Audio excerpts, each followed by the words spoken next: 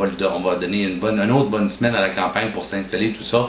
Quand je vous disais qu'on va faire une couverture populaire, un peu à l'image de ce que, peut-être un peu à l'image de ce qu'on a fait pour les élections provinciales, le sommet de Rio plus 20, le sommet de Dubaï, c'était pas un sommet à Dubaï, c'était une conférence internationale sur les communications mondiales, une conférence mondiale sur les télécommunications internationales, le CMTI 2012. C'était à Dubaï. Allez voir sur le blog du Myland, couverture populaire. Vous allez voir, on a 2-3 exemples comme ça. Et puis, je vous invite toujours à faire des couvertures populaires aussi. Faites de la critique média, développez vos angles. Les miennes sont bonnes. Les angles des grands médias, des médias alternatifs, des services d'information alternatifs qui existent sont bons. C'est des bons angles.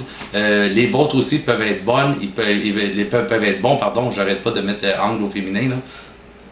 Ça vaut la peine de les exploiter. Quand je parle de multiperspectivistes, lorsque vous avez affaire à des théories critiques, on va avoir une théorie critique féministe dans la revue de presse. On parle de plusieurs épistémologies, on parle de plusieurs mises en scène des vérités. Qu'est-ce qui est vrai? Votre vérité à vous, elle compte dans le décor.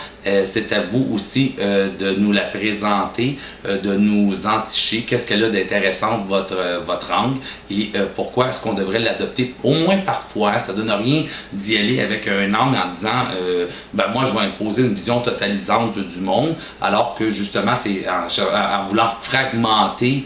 Quand vous faites de la critique média, c'est en voulant fragmenter ces visions totalisantes-là qui sont imposées sur les masses.